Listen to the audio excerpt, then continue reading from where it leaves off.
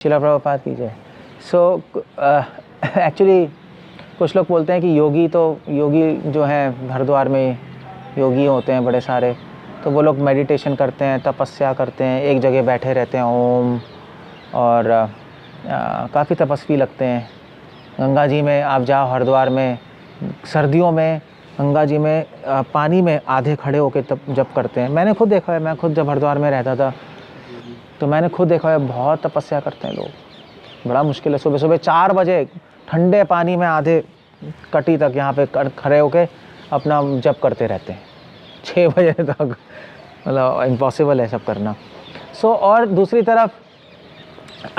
तरफ भक्त लोग अपना आराम से जप कर रहे हैं, प्रसाद ले रहे हैं, नाच रहे गा रहे हैं, मंदिर में आराम से बैठे हुए हैं। तपस्या तो दिखाई भी नहीं देती, बल्कि भक्त तो काफ़ी मोटे मोटे भी होते हैं, तगड़े होते हैं नहीं, तो पुजारी होते हैं स्पेसिफिकली, उनकी तो तोंद भी निकली होती है नहीं। जो जगन्नाथपुरी के पंडे हैं उनके तो मसल्स भी बनी पड़ी हैं। एक जगन्नाथपुरी के पंडे तो जो वर्ड क्या कहते हैं उसको, वर्ड वो जो वर्ड बॉडी बिल्डर, उसको भी हरा दे, तो वो सोचते हैं क्या भक्त हैं, क्या कर रहे हैं ये।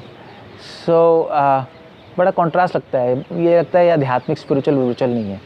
इनफैक्ट आपको अगर सही बताऊं तो मुझे भी पहले ऐसे लगता था। जब मैंने घर छोड़ा था तो मैं घर छोड़ के वृंदावन नहीं गया था, हरिद्वार ही गया था मैं, क्योंकि वृंदावन मुझे बकवास लगता था। क्या वृंदावन ऐसी नाचते रहो गाते रहो, ये कोई स्पिरिचुअलिटी है?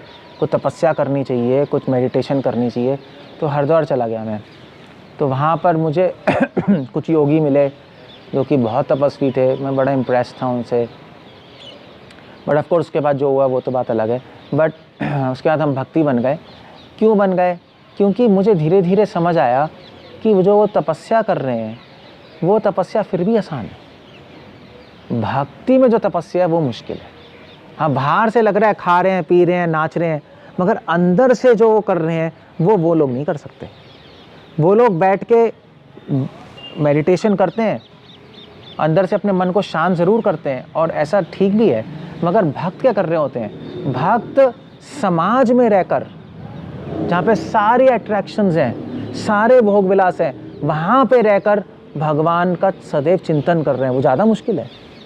हरिद्वार में गुफा में बैठ के, गंगा जी के पास बैठ के आप ध्यान लगा सकते हो। हाँ, कम खाना और कम सोना और ठंडे पानी में नहाना, ये प्रैक्टिस होती है। इसको मैं आपको टेक्निक बता सकता हूँ कैसे करना है, आप भी कर लोगे। प्राणायाम और योग से आप गर्मी प्रोड्यूस कर सकते हो और आराम से कर सकते हो। टेक्निक्स से करते हैं वो क्या ऐसा नहीं है कि ऊपर से उतर के आए हैं, तो वो टेक्निक्स होती है, वो ऐसा करते हैं, तो वो ट्रेनिंग की बात है, कोई प्रॉब्लम नहीं है। मगर भक्ति करना, उनसे बोलो आप योगियों से कि आप आओ सिटी में रहो और फिर मेडिटेशन करो और फिर करो, वो कर ही नहीं पाएंगे। इसलिए भक्ति जो है, भक्ति करना बहुत मुश्किल है, इतना आसान नहीं है अगर अंदर से उन भक्तों को देखा जाए तो।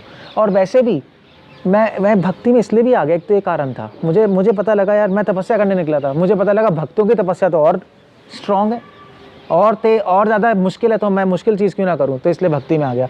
दूसरी बात ये थी कि भक्ति में क्या है, भक्ति में भक्त जो है वो प्रचार भी करते हैं।